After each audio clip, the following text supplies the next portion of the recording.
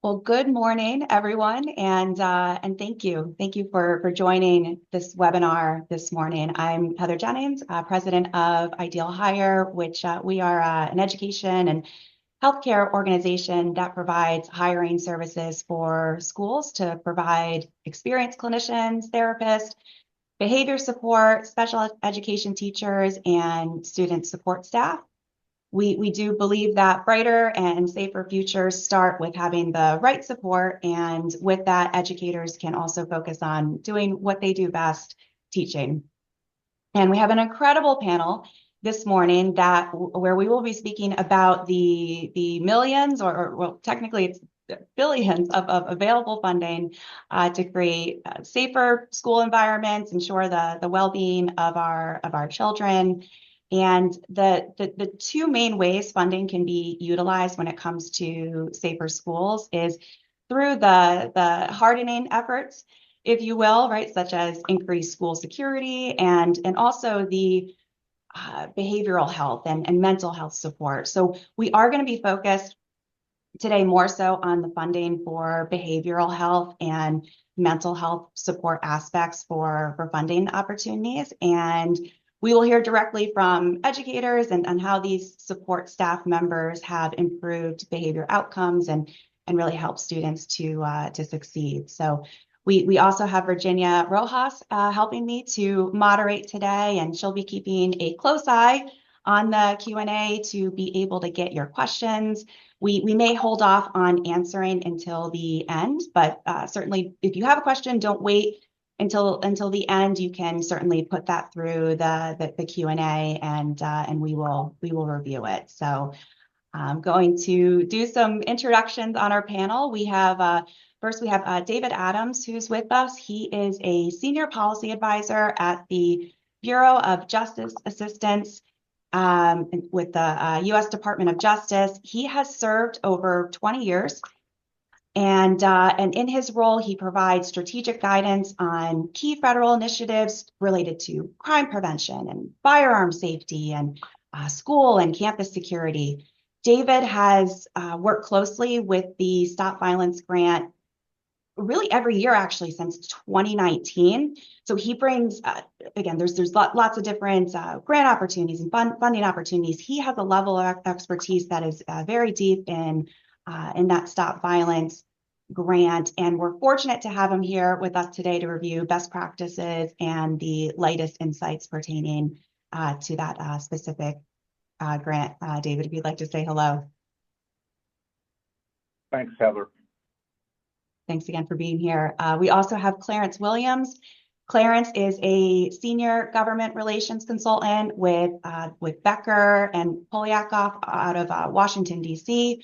Clarence was former chief of staff for Congressman Kendrick B. Meek and has 15 years of experience in federal policy, education legislation, and government relations. Clarence, if you'd like to say hello. Good morning, everyone. Look forward to talking to you and hearing what you have questions about. Thanks.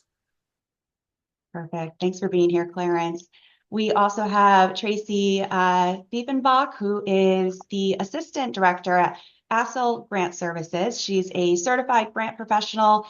Tracy secured over $53 billion in federal funding, and she also serves as the reviewing division lead for iDEAL. She'll be providing some really great resources to help with sharing best practices and the most common mistakes and challenges that districts face. If you'd like to say hello. Good morning, everyone. As Heather said, my name is Tracy Diefenbach. I'm with iDEAL Grant Services, and Heather really hit on something in my role as assistant director and also reviewing division lead. I work with a lot of clients and a lot of school districts, just like yourselves, to coach and guide them through the project development and proposal design process. And a lot of my work really is in the federal space. I've done a lot around the BJA, STOP grants, COPS, Department of Education, 21st Century, and as well as state grants as well. So I'm happy to be here today and look forward to answering your questions, and honored to be a part of this panel. Well, appreciate so much, Tracy, you being here today. And also we have another panelist who is running a little bit late this morning, so she may be joining. I'm going to introduce her if she is able to pop on. Her name is Dr.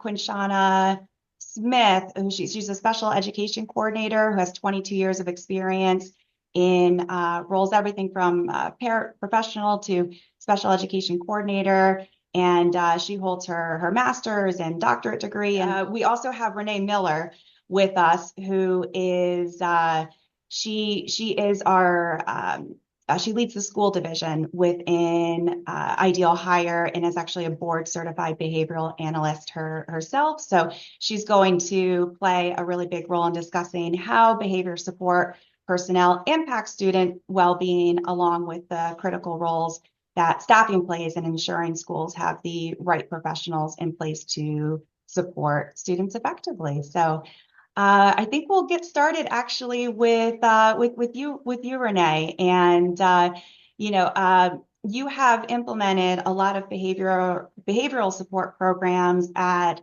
districts like Richmond County, and that Dr. Quinshana Smith, again, she might pop on and join this conversation in real time here.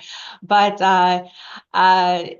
this includes placing registered behavioral technicians in classrooms, for example, and under the supervision of a board certified behavioral analyst or BCBA.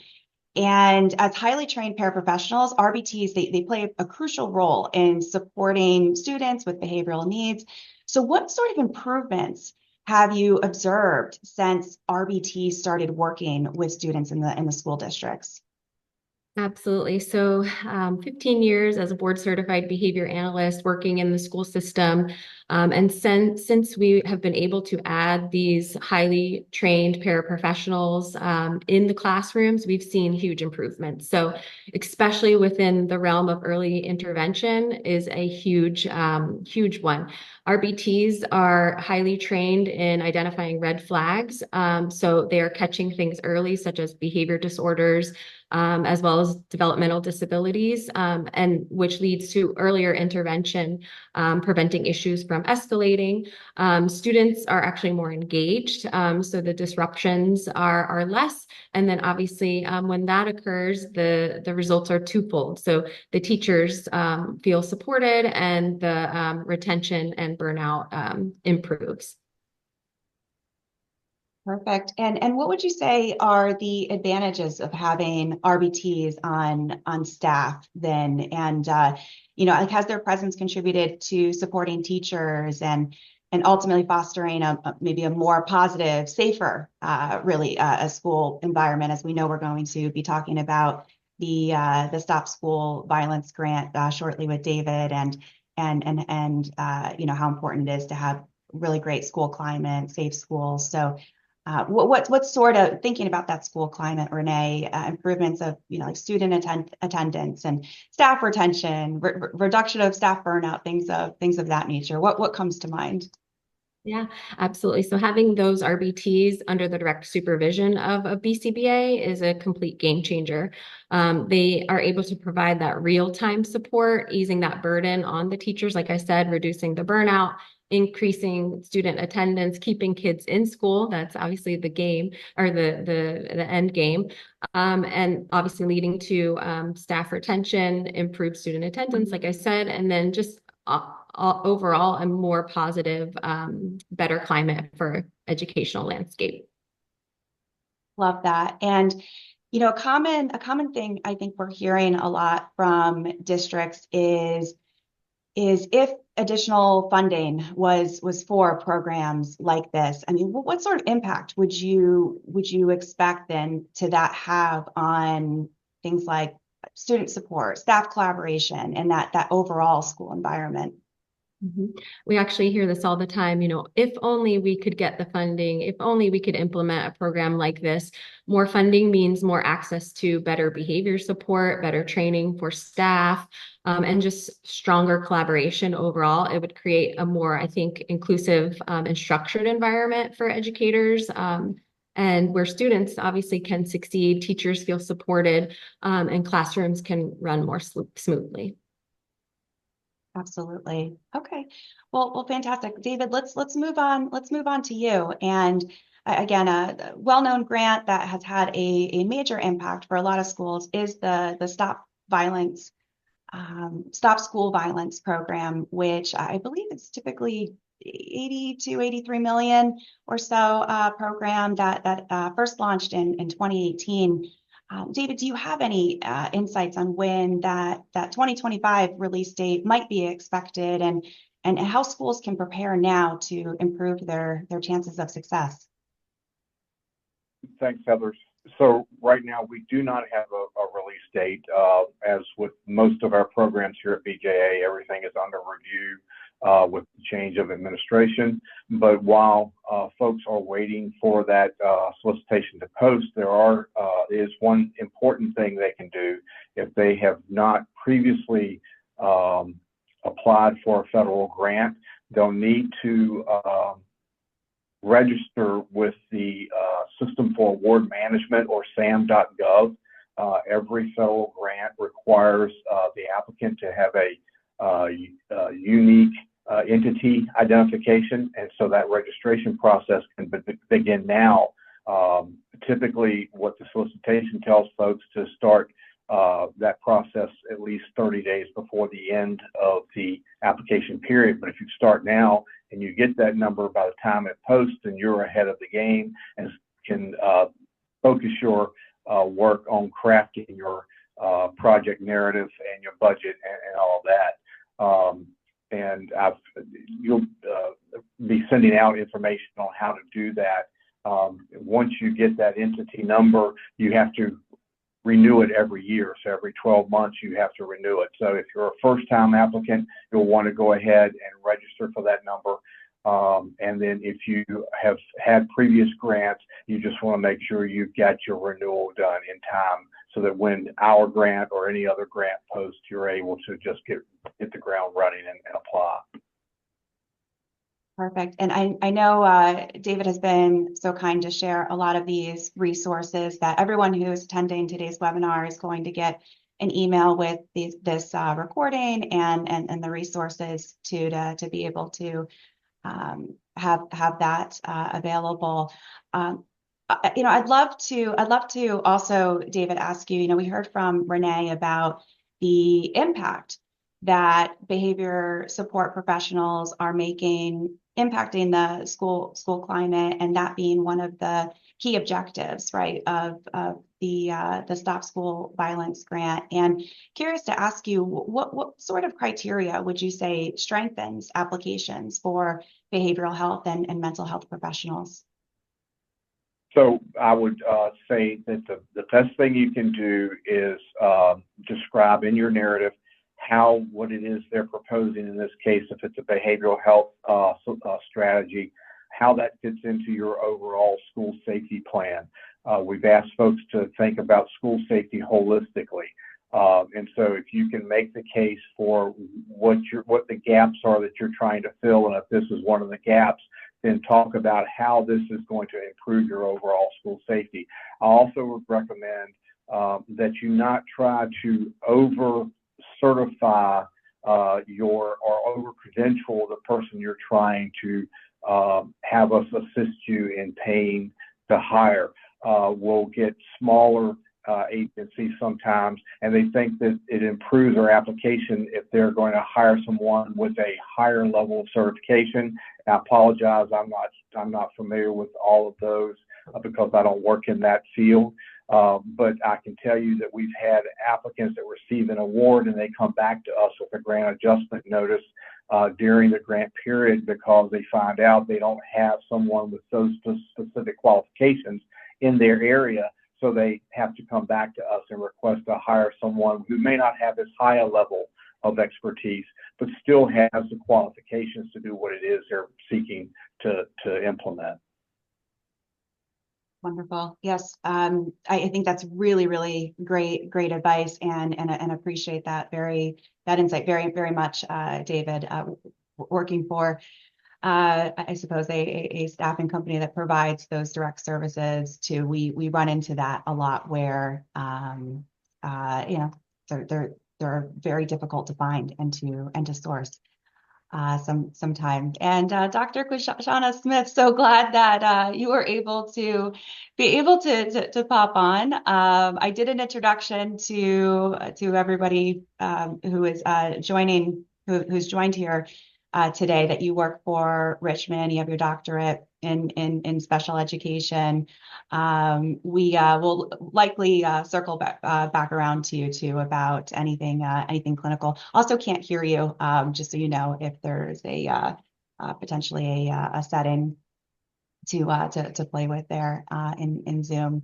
But David, going back to you also, security measures, you know, that of like hardening of schools isn't maybe the main focus of our webinar today. And Tracy had already mentioned that I know COPS is actually another grant that you also have worked with you know, closely in the past. But some questions that we do receive from school districts is you know, do schools have the ability to apply for both the security measures, which is part of the objectives, you know, that are outlined in like the Stop Violence grant, for example. But could they apply for that in addition to the behavioral health, kind of touching on what you mentioned, you know, maybe looking at things holistically as you're budgeting and you're planning for, you know, kind of the idealistic funding that you're looking to receive? Or does a school have to focus on just the hardening or just the behavioral and mental health aspect, specifically with the Stop School Violence program? No, sure, absolutely. They can apply to these COPS School Violence Prevention Program, or SVPP, which is basically a program that provides deterrent measures, or target hardening is a term that used to be used, measures. But they also provide, they can request funding from COPS to provide training to school resource officers, or SROs. At the same time, they can apply for the BJA Stop School Violence Program grant. They just have to make sure, A, they're not submitting duplicate applications, the same application to COPS that they're providing to us. They also have to, there's a disclosure form they have to complete as part of the application, disclosing any other federal grants that are similar that they have applied for. And we strongly recommend that they not submit duplicate applications to multiple federal agencies, because I have to deconflict that on the award process if I'm going to recommend an applicant to make an award. And they tell us on the disclosure form, oh, by the way, I also submitted a duplicate application to the Department of Homeland Security, or to the Department of Education, or to the Department of Health and Human Services to do the exact same deliverables. Then I have to deconflict that and contact those agencies to see whether they're funding them, so they don't double dip, so to speak. So I strongly recommend, if you're going to apply to multiple agencies, pick what it is you're asking to do and ask that agency for that specific project. Come to BJA for something totally different, and go to COPS for what they fund. Perfect. Yeah, fantastic insight, and really appreciate you sharing that with us, David. One last question, David. I'd love to just ask you about common mistakes and best practices, and what you would say maybe the biggest, you know, pitfalls perhaps when it comes to applications, and just how schools can avoid them. I know you just mentioned a really good one, but I guess anything else to add? I would tell applicants, don't look at the maximum dollar amount that's in the notice of funding opportunity, which is what we call them now. Instead of solicitations, they're referred to as NOFOs. But don't say, for instance, hey, I've got $1 million. How can I spend it? Do the work of developing the plan or the project that you want to implement, and then determine how much it's going to cost to do that. You don't have to ask for $1 million simply because you're allowed to. If you only need 500,000 or you only need 600,000, that makes a much stronger application because you're not trying to fill an application with a bunch of basically junk just to get your $1 million. Determine what it is you want to do, how much it's going to take to do that, and then just ask for that amount. Also, make sure you're not asking for more than you have the capacity to implement. So if you're a small agency, you probably don't have the same capacity to complete deliverables that a large county or a large city has the capacity to complete. And finally, I would say make sure that you give us a complete picture of what it is, what your issue is, and then how you're planning to address that issue. Provide a complete and cost-effective budget, and then provide us with some information on what will happen at the end of the 3-year grant when you're not allowed to come back to us and ask for money to do the exact same thing, how you're going to sustain that work going forward. Fantastic.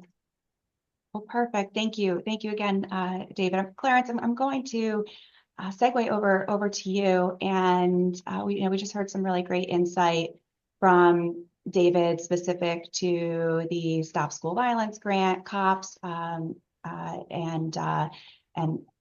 your experience is across all federal agencies and all additional methodologies when it comes to funding projects, and just wanted to first ask you, are there other things that schools should be thinking about and districts should be aware of when it comes to funding projects at the district school level? Sure. And firstly, David, thank you for that. Folks, the information he just gave you is golden nuggets. I've been doing this for a very, very long time. And everything he said, please take it to heart, not just in the realm, of BGA grants and opportunities, but really agency-wide and government-wide. That's one of the biggest issues that I'll find when I'm working with communities or organizations. One of the first things you mentioned in kind of over qualifying personnel, that's a big issue. The tendency sometimes is to think the grander the vision I have, the more palatable it's going to be either to the agency or to Congress or whomever. Then the problem comes in being able to implement that thing that you said that you were going to do. So find a thing that you're going to do, find a thing that you've already got boots on the ground ready to work on. Ask for that thing. You get one grant, getting another grant is a much easier thing when you're successful at the first grant that you get. The grant cycle is really the most manageable thing you're going to do. And there are folks who can help you get there. Tracy is awesome. And I did some research and looked, and there are folks like her. It's really helpful to have someone that can help you manage these things and write these grants. There are opportunities, however. I always tell folks that the grant process is the most manageable because it has a starting point and an end point. And you know when that is, you're going to get the award or you're not going to get the award, and you can move on to the next thing.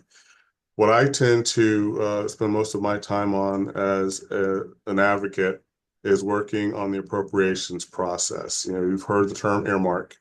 We're in that cycle now. The congressional directed spending process typically starts right around mid-February in a normal year, and we're not in one of those. In a normal year, about mid-February, and kind of runs through roughly June, where you have the most active opportunity to get appropriations. Members of Congress are very parochial, and so that's where the earmarking process has come from to begin with. So they have the opportunity to pick in the House. It's up to 15 different projects to submit to the appropriations for funding. They may or may not get those 15, but they can ask for up to 15. In the Senate, it's a unlimited number of projects they can ask for. I will tell you from my time on the House, the things that you prioritize are your schools, your hospitals, and your local government infrastructure issues. Schools have more leverage than I think sometimes you guys realize that you do. You are tending and guardianing people's children, and everyone takes that very seriously. Even if you're childless, guarding people's children is an important thing. And so you have a tremendous amount of leverage. The thing that I tell folks all the time, do not wait until right around appropriations time to start talking to your congressional delegation about the things you need. Have a regular conversation. You don't have to come to DC. Go to your local office, have a 30-minute sit down with either senior staff or the member if you can do it. Let them know what your positions are, so that when you come back and ask for specific funds, whether it's to deal with behavioral emotional health or to deal with hardening issues, any of those things, make those points known, make your positions clear early on. And so when you come back, it's an easier decision for them to say, okay, boom, this is what we're going to do. Requests for emotional behavioral health in particular have been successful. The last bill that we completed was the FY24 bill. In that bill, there were 3 school districts in particular that got funding that ranged from roughly $675,000 for one district to slightly over $2 million for another. In Milwaukee, and the Hamden Public Schools, in Bridgeport, Connecticut. So this is a very doable thing, but the trick is to get in as early as you can, make your points, be concise in what you're asking for, and members are going to be very responsive. Wonderful. Thank you, Clarence. And that's really insightful. I was not aware prior to speaking with you about, some of the other opportunities. And I think, probably hopefully a lot of people are finding this webinar very informative. Segueing to another question, Clarence, about really just staying ahead of policy changes, right? So I think this is something on probably everybody's minds right now with the new administration and shifting federal priorities. How can schools proactively navigate policy changes that would impact school safety grants? There are several ways, and then the first thing I should talk to Renee about getting my certification now, because I've spent the last 2 or 3 weeks being a counselor to all my local governments and different folks going through this. This is unprecedented times.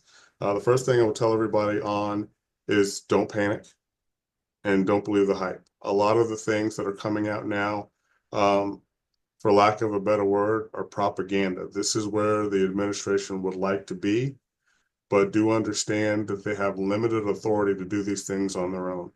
As you've probably heard, there will be some time in the next little bit an executive order to dismantle the Department of Education. That is not something that the executive can do. The Department of Education was created by Congress in 1973, and 1974, folks started trying to shut it down. And we have this conversation at least once every other year since 1974. But one of the primary misconceptions is that the Department of Education directs more than policy. They direct curriculum, which they do not. That is not what their job is. And so the conversation will come up and sometimes it'll quiet down. Now, I tell folks all the time, you take everything seriously. Stake out your position as a district. Where I live, Loudoun County, the superintendent recently put out a letter and said, these are our positions. This is the things that we are going to do. These are the things that we're going to continue to do. And these are the reasons why we're going to do them. There's this sometimes fear that there's going to be retribution for things. But honestly, retribution is going to happen whether you do or don't do something. So you might as well stake out your position so your delegation knows where they are, make sure they're informed, and you can move forward there. They're also going to be your first line of defense in figuring out what you need to know. When you share with them the information that you have, they're going to come back to you and say, here are the 3 or 4 things that I think may affect you that are coming up. How can I help either make this thing happen or make this thing not happen? Collaborate. Consider them your partners and your friends. Again, you are the leverage position. You're minding folks' children, so you're going to get paid attention to probably over a lot of other folks.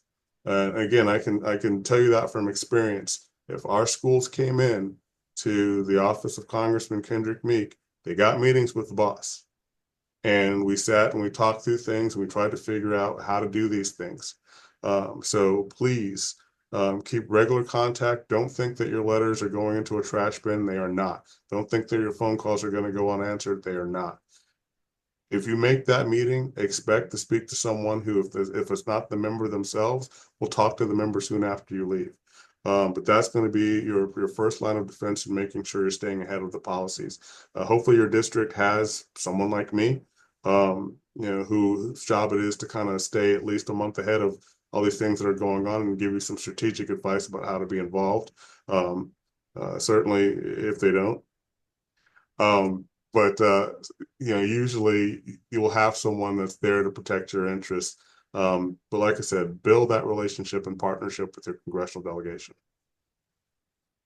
Perfect. Thank you so much, Clarence. And Dr. Smith, wanted to maybe just check to see if your audio is working. I would love to circle back. Hello. Hello. Yes, we can hear you. Fantastic. Fantastic.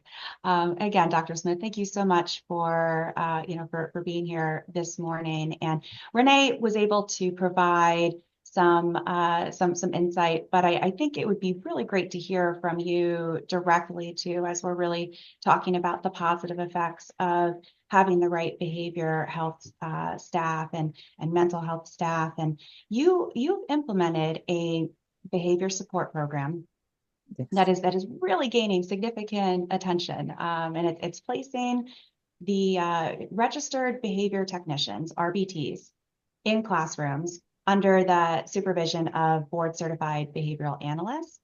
And as highly trained paraprofessionals, RBTs, they play that crucial role in supporting students and behavioral needs. So from your perspective, and what sort of improvements have you observed since having RBTs and an additional behavior support in your schools? Well, good morning, everyone. But one of the things that we have tried, we have behavior support classes in each grade band. So elementary, middle, and high school, we have behavior support classes. So we started out and we piloted with the behavior support classes for the students. Some of the students may need a little bit more support, especially our elementary students who are transitioning from a more aligned program, such as an autism center or things of that nature with behaviors.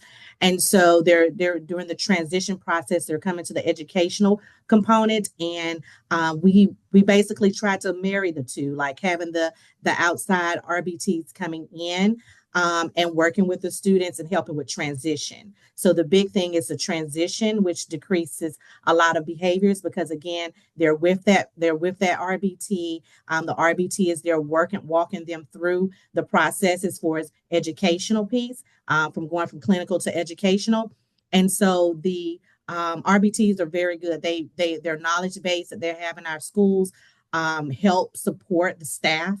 Not just in a specific classroom, but overall, like other paraprofessionals want to know, how can we be RBTs? How can we help support the mental health and the behavioral health? So we've seen a lot of decrease in behaviors with our students, but also focusing on those academics, which increases attendance and increases collaboration between the school and the home. With parents are more on board with transitioning, feeling more comfortable, letting their little ones or their students who have been in the classroom in middle school and high school with transitioning. So we've seen a lot of improvements. Lately, we've had a professional learning in our district-wide professional learning, and some of our RBTs have actually shown how to work with students collaboratively. So bringing in not just the special education component, but the general education, administrators are on board. So we're rocking and rolling, and it's been a vast improvement. And so we recommend that with that support program that we have. That's great. And Dr. Smith, do you have existing funding that's supporting programs with comes to RBTs and At this point, we do not have existing funding. What we're doing is we're strategically placing RBTs in the classrooms, working alongside. We're trying to, it depends on the program. So we have autism programs. We also have certain programs that we're placing the RBTs in. Some of the students are transitioning out. So we're doing more of being more strategic and giving them the opportunity to learn. So the knowledge base first, but we would like to have funding, but right now we don't have any funding. It's more of, hey, let's collaborate together, and we'll talk about the funding later. But it's more of just collaborative and community involvement and engagement, which sometimes supersedes the funding. But we would love to have the funding in our district. Sure. And as we think about what David touched upon with like the Stop School Violence grant, for example, and that holistic approach to school climate, I mean, what sort of impact would that have if your school then would receive additional funding specific to RBTs and behavior support? And so the additional funding would help with utilizing our positive behavior support system, so our PBIS programs. So within our schools, so all of our schools in the district are PBIS, positive behavior intervention supports. They are PBIS trained. And so it will also help with additional training for our staff. It will also help with our staff retention rate for our teachers. Because again, behaviors I tell everyone we have to get the behaviors under control before we can do academics. And so being able to have that teacher retention piece with additional funding, that will help with increasing our staff and knowledge base. And it'll make it more, attractive to come into the educational field. Perfect, Dr. Smith. And just kind of thinking through the what we heard even just from David also about the importance of identifying ahead of time. I think that was one of your recommendations about the common missteps, maybe, David, right? You really need to identify what's important. So it sounds like, Dr. Smith, you've identified something that has been working, you're not receiving funding for, but it's made a tremendous improvement to the school climate and the overall environment. This might be a good opportunity to transition to Tracy, as Tracy as our grant expert, and part of Tracy has some really great resources, right, in terms of the steps that you need to take and being very calculated with as you're going through a grant application process and what needs to happen. So Tracy, what I would love to ask you specifically is as associate director, right? You mentioned in your introduction at ASL Grant Services, and you're also that reviewing division lead. I mean, you have, again, extensive experience evaluating grants. So maybe let's just start with the common mistakes. Let's start there. Common mistakes, challenges districts face, and what key areas will federal reviewers be focusing on? Yeah, thanks, Heather. So one really critical piece of proposals that I want to talk about is the budget. So David, when he first started talking, talked about things that can be done early in the process. So get registered in the system. Another big piece is the budget. And also David hit on this too, really designing your budget around your student and district needs, your capacity and ability to deliver the program and show demonstrated impact on school violence prevention and improve school culture, instead of just seeing, okay, this is a total dollar amount, we're going to craft our budget around that. Really, you want to design your budget around your needs and your capacity. So the budget itself is just a critical component of the proposal. Not only does it account for 15% of the score, but if well written, it really communicates to reviewers the value and feasibility of your project. And that's the competition you're up against. You need to show that value, feasibility, and impact. So from my perspective, in working with a lot of different clients through project and proposal design process, and for federal grants in general, and specifically STOP, some of the most common pitfalls are really within the budget are not following the format, requesting unallowable expenses, and lack of alignment or detail. And some of this you could even say across the narrative as well. Lack of alignment and detail a lot of times will pop up in the narrative as well. If your budget and your narrative aren't aligned, that's going to pop up to reviewers as well. So first and foremost, I want to say, if I can give any piece of advice when you start crafting your budget, not only start early, but use the budget detail worksheet. In the RFP or request for proposal for STOP, there is an application resource guide, and within that guide, and these are all hyperlinked once the solicitation is available. It's hyperlinked in there, and if you go to that web page, you'll be able to find the budget detail worksheet. Virginia, did you want to pull up that budget detail worksheet? I think it'd be so great just to see a snapshot. I'm not going to dive into this. I know we don't have enough time, but I'm such a visual person, so I guess I just assume others might be as well. So I think it's helpful to kind of see what this looks like. And the reason you want to start with this template is because this is what's going to be required when you have to put it into their grants portal system, which is called Just Grants.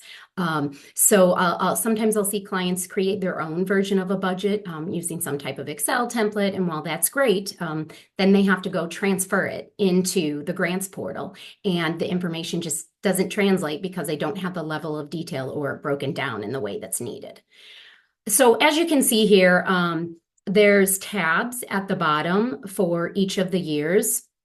Specifically for STOP, I want to say that this is a 3-year project period of performance. So you'll see there's 5 years, but STOP is a 3-year project period. And when you're thinking about like your budget periods, what those should be, I want to, whether it's like academic year, calendar year, fiscal year, I want to advise you that you want to follow what is outlined in the request for proposal or RFP.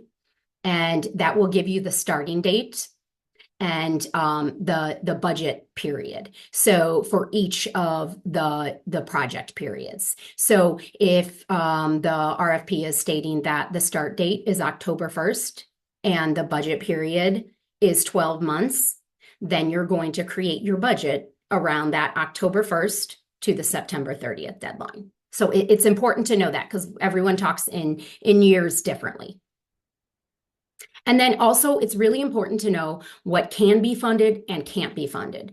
According to Department of Justice and the STOP funding program, as well as general federal regulations, and then how to properly identify or justify those expenditures. So there's specific things that can't be funded, and I know David mentioned these: target hardening equipment, also hiring security officers or school resource officers. Those can't be funded. It's really important to be aware of what's not allowable, and this is outlined in the RFP. But not only not what's allowable, there's also restricted cost and regulations around some of the expenses for things like participant incentives, some costs pertaining to conference events and stipends. Now, what it means is not that these aren't necessarily allowable. There just may be specific conditions or requirements around it, like it needs approval or some type of appropriate documentation. So you really want to look carefully at that and make sure you're aware of what's unallowable or restricted. So then, just as it's important as it is to know what's unallowable, you need to know what's allowable. The allowable cost categories, which are here on this spreadsheet, including personnel, fringe, travel, equipment, say like an information technology system if you wanted to implement, as well as supplies, subawards, contracts, other cost, and indirect cost. So each funded activity that you're requesting or expense that you're requesting must be aligned with the objectives and deliverables outlined in the RFP.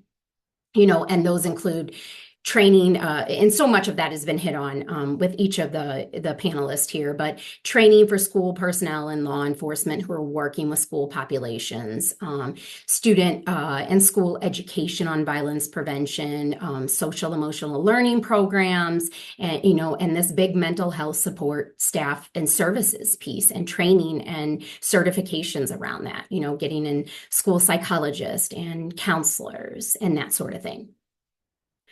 So for every expense you request, you want to make sure you show exactly how costs are calculated. When I served as a reviewer for the federal government, we were often told, make sure you go through the budget in detail and you can recalculate the cost just as the applicant has presented it and come to the same total.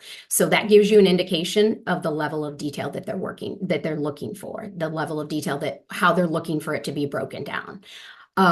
You also want to be able to show that your costs are reasonable and allocable to the project and necessary to implement the project and successfully complete it. So to give you an idea, let's say, let me say quickly, like for personnel, that's, a common category. The level of detail they're looking for in this spreadsheet is really the position title, the employee name, the salary or hourly rate, and the percentage of time devoted specifically to this project, not just their overall activities, but specifically this project. So with that, I want to say, I see lots of projects that want to hire and train staff working with like iDEAL Hire and aren't quite sure, like, how do we do this in our budget? The first thing I would say is, number one, craft it around your needs and your narrative request. So make sure that this is aligning. This is why we need these staff in here. Or these clinicians in here. This is why we need these counselors in here. This is why, we want to have ongoing training for them. Make sure that all aligns with the needs that you're defining. And then when it specifically comes to the budget and you think about, okay, how am I going to put these costs into the budget? Make sure you've explored with, iDEAL Hire, who you're working with, what these services would look like. Again, based on the needs of your student, school, and district. And then what are the costs? Get bids, show that what the estimated amount is, and you can break down that cost in the budget and show your reviewers that. So things like X number of hours will be spent delivering these training services at a cost of X dollars per hour. And this is how it supports the overall goal of our project. One thing to note is there are federal and Department of Justice agency restrictions around things like procurement contracts, including, ensuring an open competitive bid process. There's also dollar amount limitations for consultants. So you want to make sure that you're aware of these. And again, as I said earlier, with restricted costs, it doesn't necessarily mean they're not allowable cost, but it may mean that there's additional documentation and justification that's required if it's applicable to your situation. And then one last piece I just want to hit on, I'm probably getting close to time here, sustainability. I think David spoke to this earlier. Create your budget in a way that you're forward thinking and you're thinking about we are going to drastically, we're going to improve school climate, and, we're going to show these changes in school violence prevention and really addressing the mental health needs of our students by bringing in these additional supports and, certified clinicians or, licensed clinicians or support staff. All of those things, make sure that you're showing how you're going to continue it. We're going to continue these ongoing trainings by looking for funding in these other places. If you're a small district or resource limited, leverage your partnerships and think outside the box. How can these partnerships be sustained, enhanced, expanded in future periods to keep it going?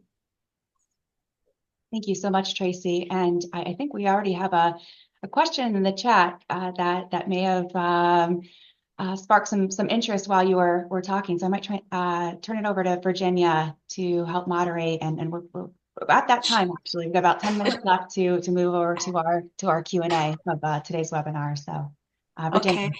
Yes. So we got a question.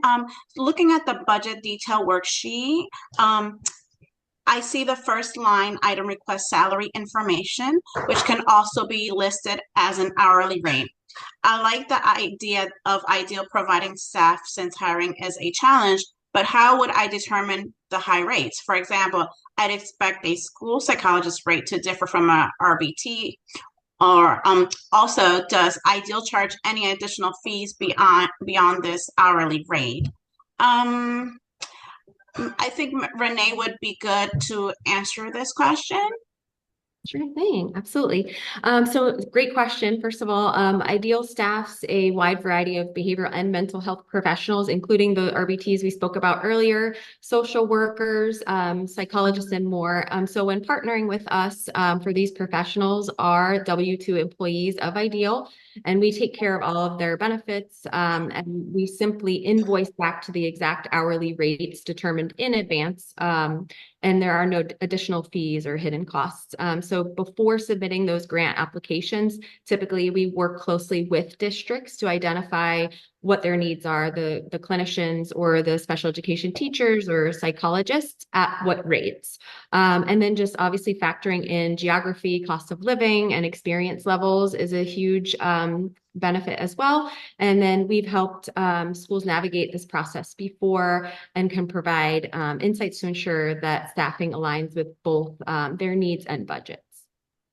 And Renee, I'd love to even just maybe do a follow-up on what David mentioned, and I think it's been kind of a theme throughout the webinar when it comes to the personnel and staffing, and that some grant recipients will prioritize the highest credential providers, but then we'll face challenges of not being able to find those specific professionals. So, given the importance of having the right staff, what strategies can schools use, during that funding application process, just to help also with hiring effectively? Yeah, David made a really great point earlier, and we see this. Many grant recipients start out aiming for those highest credentialed providers, which sounds great on paper, and then reality hits and they realize, wow, actually hiring those strict requirements is way harder than they expected. So what we've done in the past to avoid that headache is schools can and should be strategic when they're applying for funding. It's not just about setting qualification standards, it's about making sure that those standards are actually workable when it comes time to actually staff the positions. So one big way to do this is build in some flexibility from the start, like David mentioned. So instead of getting those rigid degree or licensure requirements that might shrink our candidate pool, we've seen some schools structure their application with tiers of qualifications, for example, whether that means allowing provisional licensure pathways for teachers, for example. That's just one way to still meet the quality standards so they don't box themselves into a hiring nightmare later on. And then obviously that's exactly what iDEAL does here. We handle the entire hiring process from start to finish, from interview through compliance and onboarding, taking most of that burden off of HR and administrators. So I always tell my schools, if I'm not making your job easier, I am not doing mine. So by bringing us in early, schools can definitely avoid scrambling at the last minute or constantly amending their hiring plans.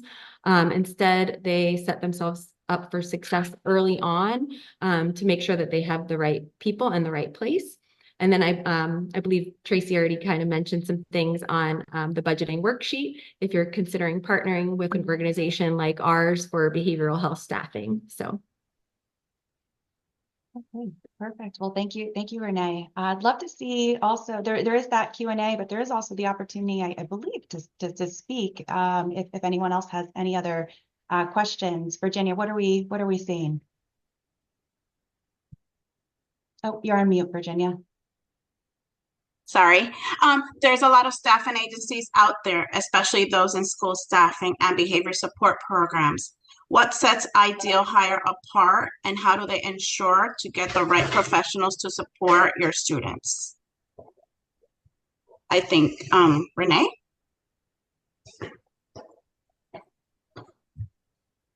Do you hear me?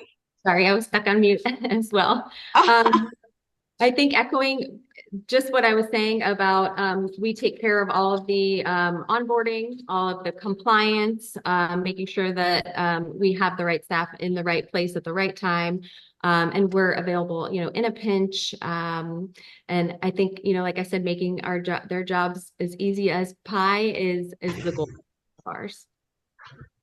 I'd be curious. I don't know, Dr. Smith, if you might be able to add any sort of perspective. Yes, our district like working with iDEAL schools. They have everything set up is painless, it's seamless. Even just looking at the candidates before hire, aligning it to what we're asking, the time frame of getting the professionals, scheduling the interviews, making sure that the our RBTs are ready to work. Is great. We are very impressed. We love it. When we're at IEP meetings and they're saying, "Oh, we need a one-on-one," I was like, "Hold on, let me call iDEAL." And so we are very proud to say that just the human resource part of it is we don't have to worry. We already know they're going to have it done in a timely fashion. If there's questions, someone's always readily available, and it's just seamless. And so as our district, we're very happy to have them support us with our staff. Perfect. And thank you for that, Dr. Smith. After this webinar, again, I've mentioned that resources will be provided. Tracy, also her contact information will be provided. Again, the budgeting and all the specifics that need to be well thought out ahead of time are just so key to having success. Virginia, do we have other questions? Let me see.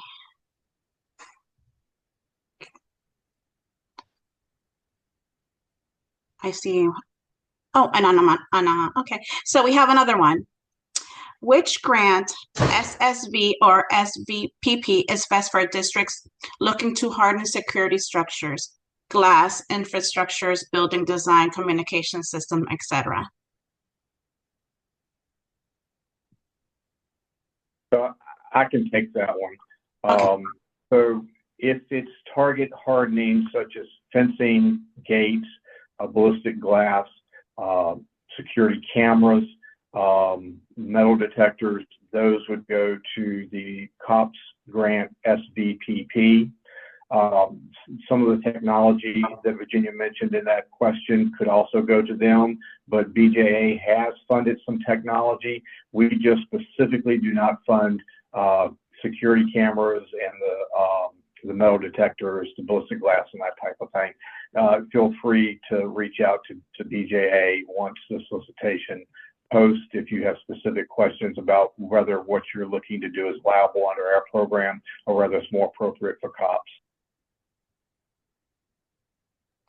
Perfect. I think that is it for the questions right now.